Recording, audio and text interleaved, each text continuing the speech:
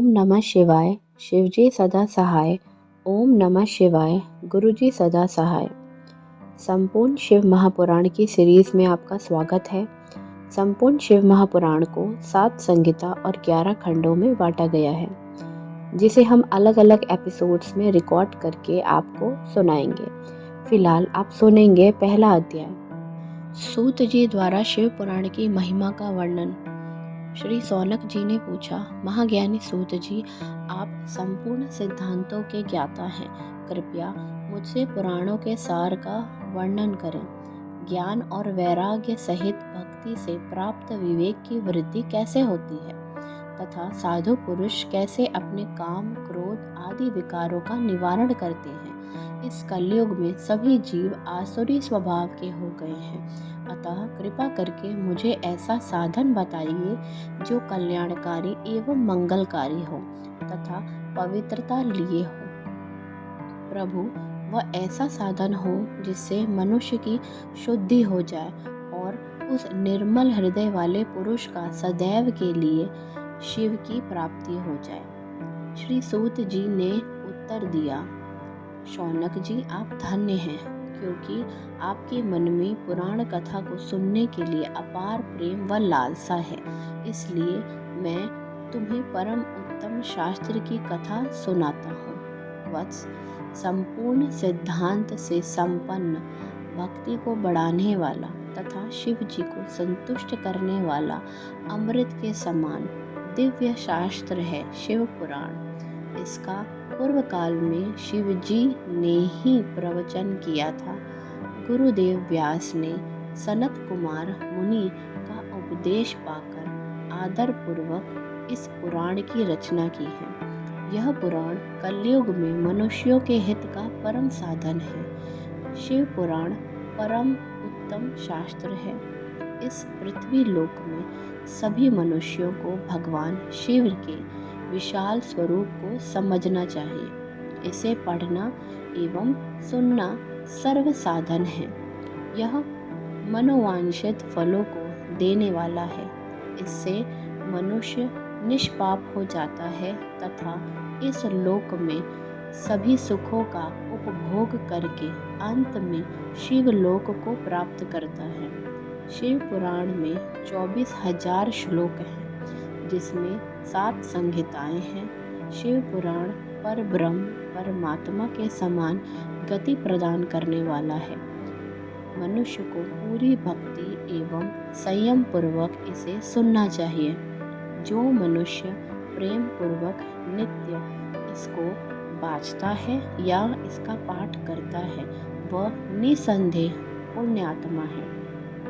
भगवान शिव उस विद्वान पुरुष पर प्रसन्न होकर उसे अपना धाम प्रदान करते हैं। प्रतिदिन आदर पूर्वक शिव पुराण का पूजन करने वाले मनुष्य संसार में संपूर्ण भोगों को भोग कर भगवान शिव के पद को प्राप्त करते हैं। वे सदा सुखी रहते हैं। शिव पुराण में भगवान शिव का सर्वस्व है। इस लोक और परलोक में सुख की प्राप्ति के लिए आदर पूर्वक इसका सेवन करना चाहिए। यह निर्मल शिव पुराण धर्म, अर्थ, काम और मोक्ष स्वरूप चारों पुरुषार्थों को देने वाला है, अतः सदा प्रेम पूर्वक इसको पढ़ना एवं सुनना चाहिए। इस तरह पहला अध्याय समाप्त। दूसरा अध्याय, देवराज को शिवलोक की प्राप्ति। चुनचुला का संसार से वैराग्य। श्री सौनक जी ने कहा, आप धन्य हैं सूत जी, आप परमार्थ तत्व के ज्ञाता हैं। आपने हम पर कृपा करके हमें यह अद्भुत और दिव्य कथा सुनाई है। भूतल पर इस कथा के समान कल्याण का और कोई साधन नहीं है। आपकी कृपा से यह बात हमने समझ ली है। सूत जी, इस कथा के द्वारा कौन से पापी शुद्ध होते हैं, उन्हें कृपा पूर्वक बताकर इस जगत को कृतार्थ कीजिए। सूत जी बोले, मुने, जो मनुष्य पाप, दुराचार तथा काम, क्रोध, मद, लोभ, में निरंतर डूबे रहते हैं, वे भी शिव पुराण पढ़ने अथवा सुनने से शुद्ध हो जाते हैं तथा उनके पापों का पूर्णतया नाश हो जाता है। इस विषय में मैं तुम्हें एक कथा सुनाता हूँ। देवराज ब्राह्मण की कथा। बहुत पहले की बात है कि रातों के नगर में देवराज नाम का एक ब्राह्मण रहता था। वह ज्ञान में दुर्बल, गरीब, रस बेचने वाला तथा वैदिक धर्म से विमुख था। वह स्नान संध्या नहीं करता था तथा उसमें वैश्य वृत्ति बढ़ती ही जा रही थी। वह भक्तों को ठगता था। उसने अनेक मनुष्यों को मारकर उनका सबका धन हड़प लिया था। उस पापी ने थोड़ा सा भी धन धर्म के काम में नहीं लगाया था। वह वैश्यागामी तथा आचार भ्रष्ट था। एक दिन वह घूमता हुआ देवयोग से प्रतिष्ठानपुर जा पहुंचा।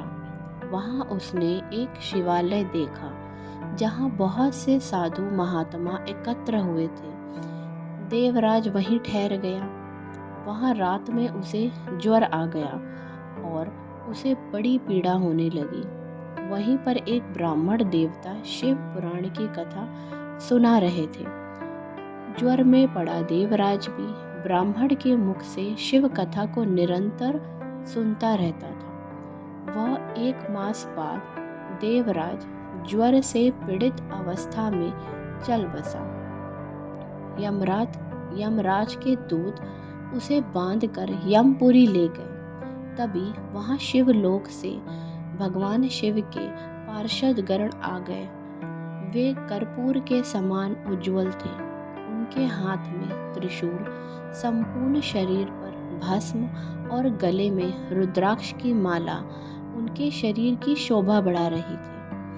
उन्होंने यमराज के दूतों को मार पीट कर देवराज को यमदूतों के चुंगल से छुड़ा लिया और वे उसे अपने अद्भुत विमान में बिठाकर जब कैलाश पर्वत पर ले जाने लगे तो यमपुरी में कोलाहल मच गया, जिसे सुनकर यमराज अपने भवन से बाहर आए।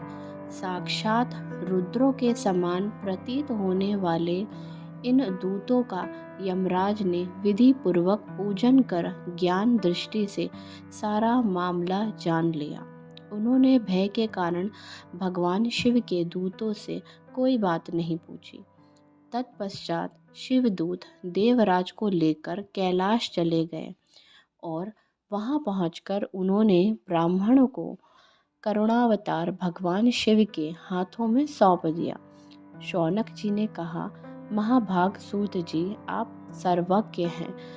आपके कृपा प्रसाद से मैं कृतार्थ हुआ। इस इतिहास को सुनकर मेरा मन आनंदित हो गया है।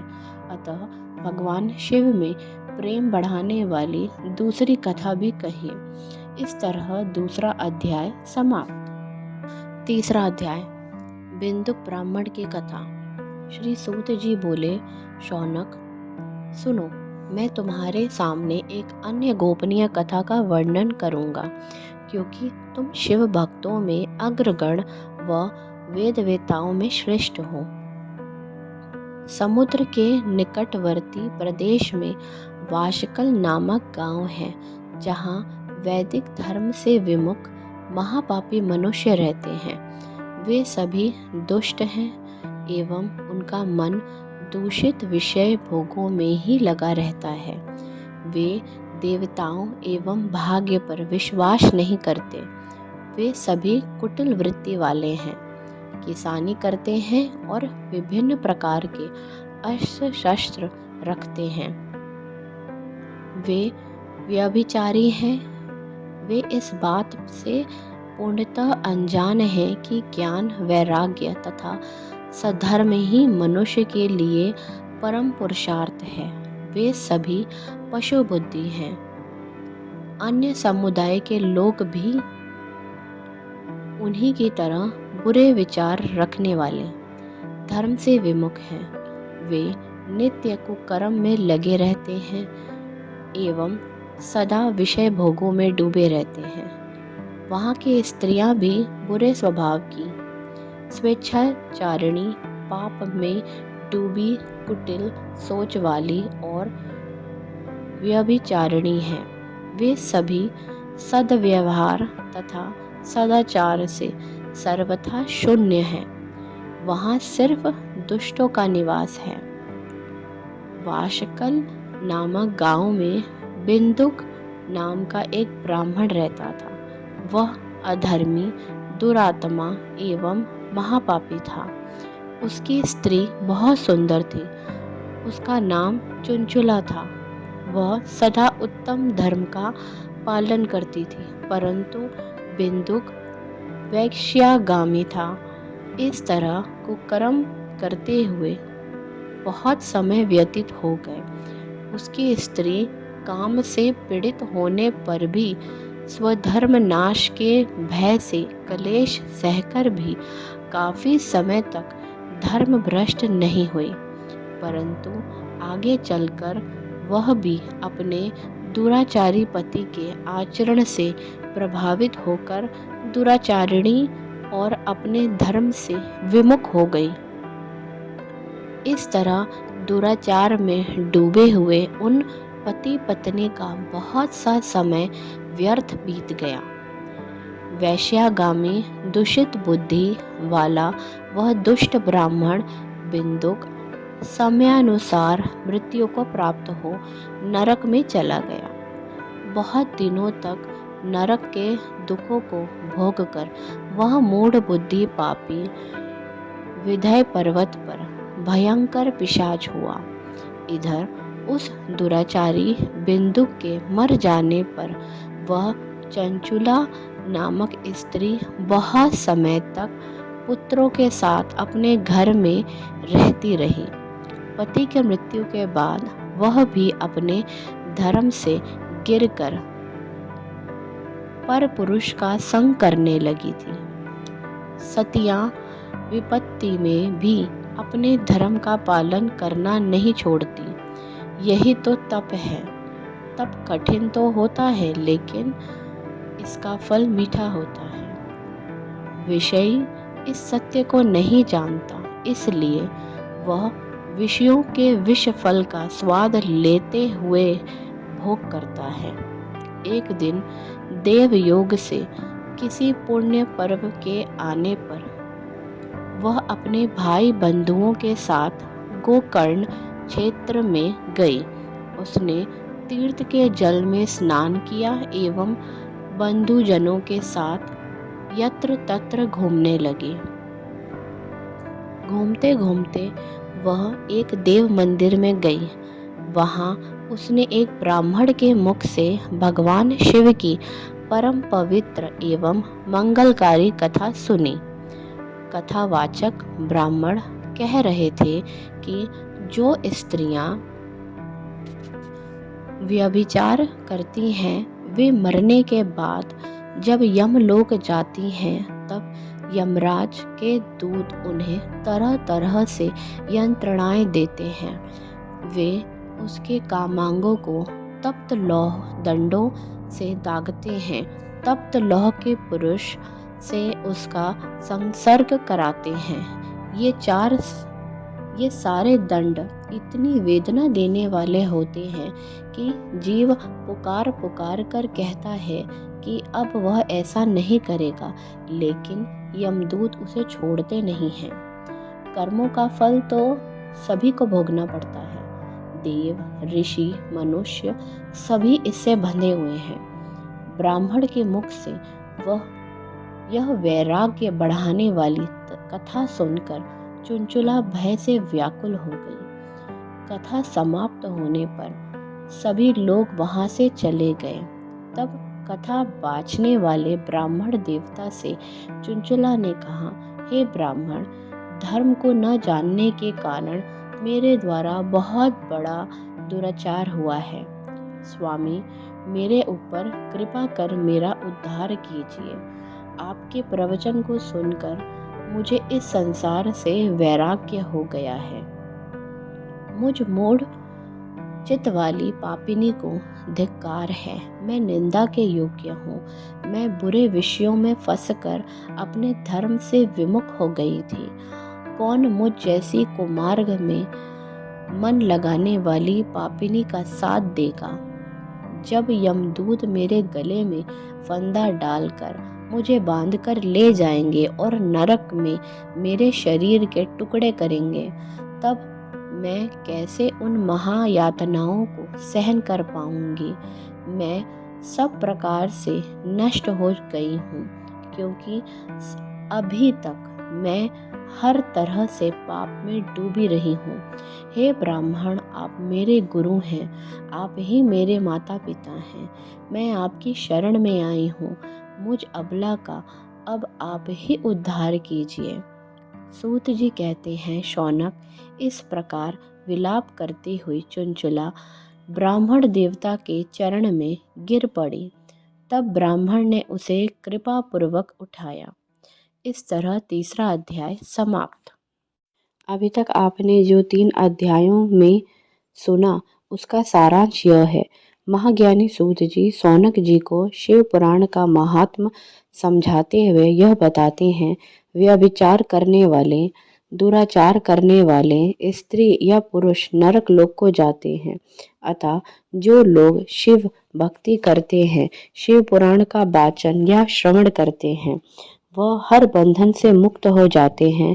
वह धर्म के पथ पर चलते हैं, उनका मन निर्मल हो जाता है।